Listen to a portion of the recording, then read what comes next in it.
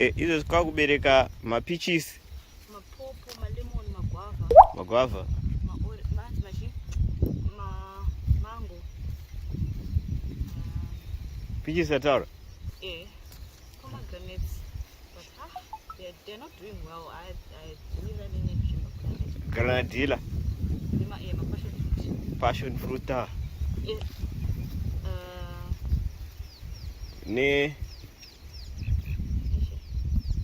cassava.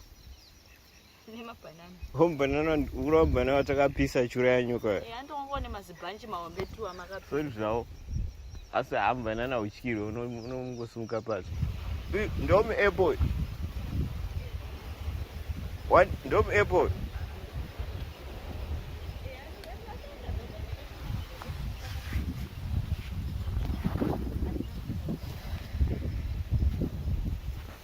Fruit tree planting. Fruit tree planting. Fruit tree planting with Fampo's Range 1 celebration of tree planting. Tree planting day. Day. National Tree Planting Day with Fampo's Range. So which garachi? These are apples. They're grafted, so I expect it to have fruit in a few years, 2 years tops. What's wrong? Why? For 2 years, having fruit. I mean kuti grafter kuti zvakatora nguva yakareba sei. The grafting process normally takes 2 to 3 months to really have a healthy seedling. Seedlings are mono. Well, the rootstock you grow it from the seed. Then you look for a mature branch. Kune muti wagarawo kuita sei Uri kudrive. kudare. Then wobatanidza sezvakaitwa apapo. Graft. Saka uyu inonzi chii manje type yeapple? Ndakanganwa type yacho. I'll check for you zvakanaka. Natione kana kuna vanhu vanoziva. Tinosebudisa. Zvioneke from the leaves. Hazioneki from the leaves. Asi unotapira ndono wemasupermarkets. Ndowacho with red type. Ndakanganwa zvangu. Red type. Tumakiro tiri kutokure. Katitusiye. Asi takatusiya iri pepe. Zvishuwa dai tichiripo. Takatombooma nezuva.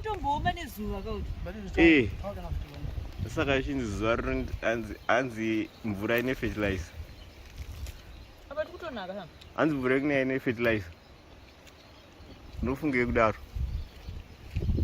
Katitusiya. Katitusiya tumakiro. Kweichi chichi.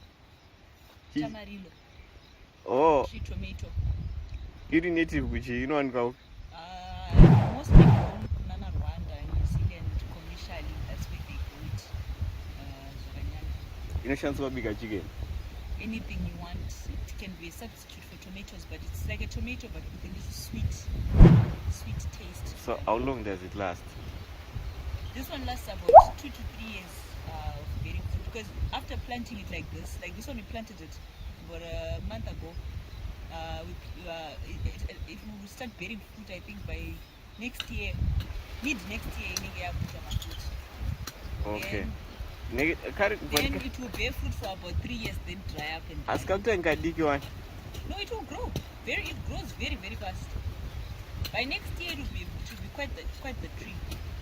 Around 2 meters tall. So it will bear fruit for about 3 years, then it will dry up after the 3 years.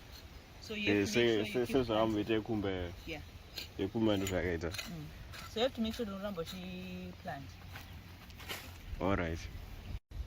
Why say my Sundance grapes?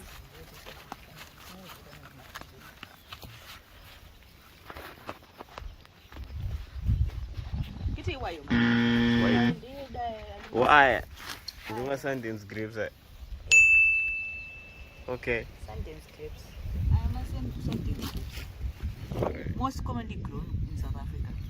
They are the variety. My table grapes are grey, seedless green. Sorry, seedless green variety. I know go Cape Town. This one. I'm not sure. I think Cape Town, yeah, because Cape Town is a grape. It's a grape state. Capital for grapes in South Africa. But This is more common in South Africa. Matebo grapes mamaya really. Even in Africa. The green one, yeah. The green ones. Then shout out to Garama Crimson. Red grapes. Nas. Yeah, I don't know the rest. Crimson red grapes. What?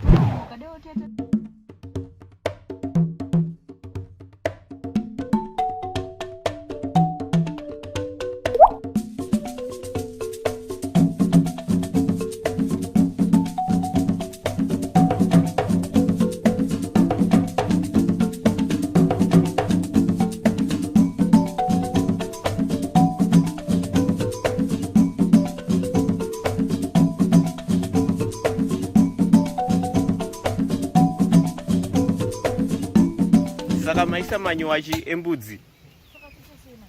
Maisa manyo embudzi. Ah, mamuka sei. Seguro. Murai cheri.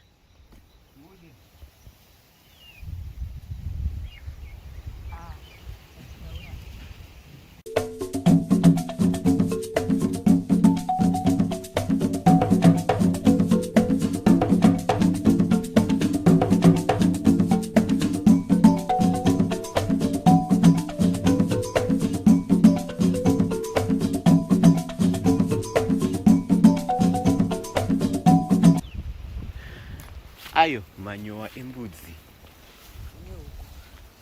nehuku ndozvakanakira naprojects akawanda pamusha. Matsvaga microphone. Yeah, that's it. It's like Bluetooth one, you can move around. Yeah, it's in town. Yeah.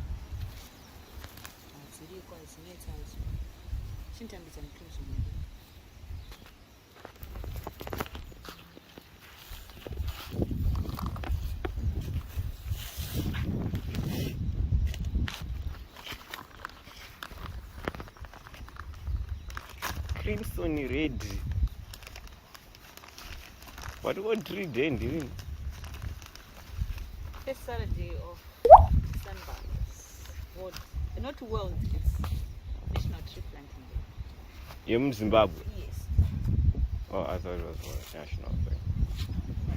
Year round. Not necessarily year round, Bobo refund. like it's Wakamira. As uzoninga ni fruits one. Nema fruits are yeah, like I don't want to use Okura or Nama flowers. But my next branch is I after more than flowers. So no meet up for like a month or two and then we'll spend in but I don't need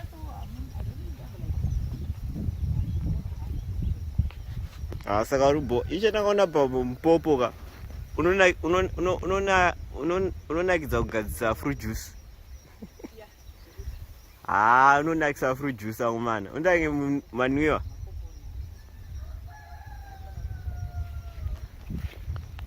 Andange manwiwa.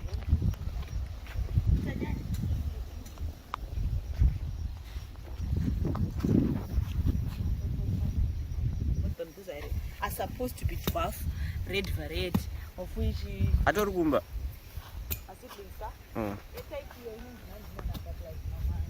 Type E,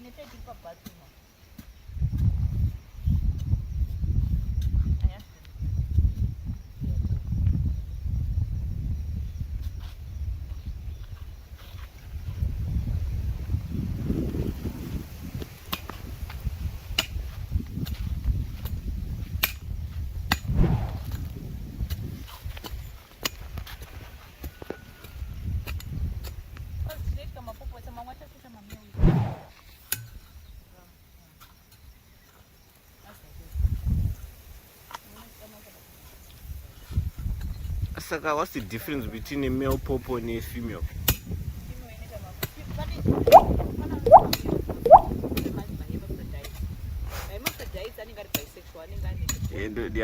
Yeah, those are not really. So I know just self-pollinate. My female, I don't need a male pawpaw tree close by. So then my male pawpaws normally I eat one, but sometimes in regular cases I know eat my fruits, but they are usually very bitter.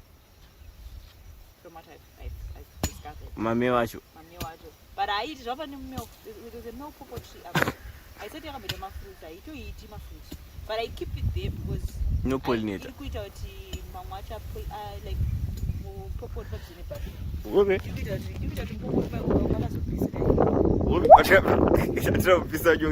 banana. I don't pisa bobo. That's desperate times go for desperate. Anyways, you the saka waibereka singaita because of the milk pawpaw that's sweet. Saka ndisiri kutema that milk pawpaw. But uri kubereka wani? Aiwa man, iwe unongedzera uyo uri ukoyo uri pane mugrape wedu usikakura. Uyo. Pane mmeo wepapo, mmeo. Uyo no female wacho. Uyo no female. Okay. So pa 5 ipapa panobuda pamwe tuma male, tuma female pamwe hermaphrodite one cannot. Anongoita ma hermaphrodite ese I might be lucky or whatever saka stoda ma hermaphrodite. I can't them close. Man. Ndakufunga. Manje tepesa makumba. Ahora ikatunga jezo. Danji funga kufunga.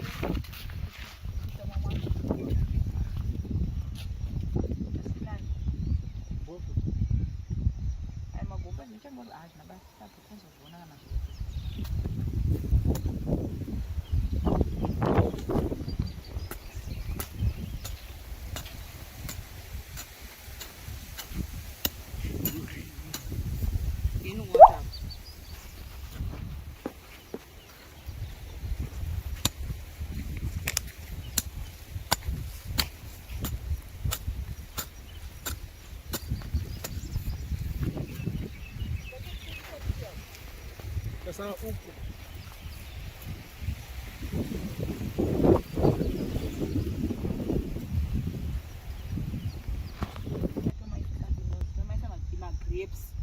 Right. Kaziswa chinenge waya chidaiso. Tingetaka kuenda ngari magrapes. Zvinenge zvakapenga zvizvo. Zvakapenga izvo. Saka tiya makumba apa. Pakaiswa chipopa napo the magrapes. Also spread along one ngachipinda so that would be so cool. That would be so cool, so classy. That would be so classy.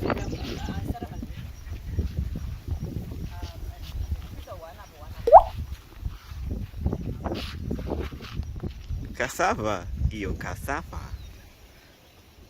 Tineka cassava plantation futi pakona. Tight.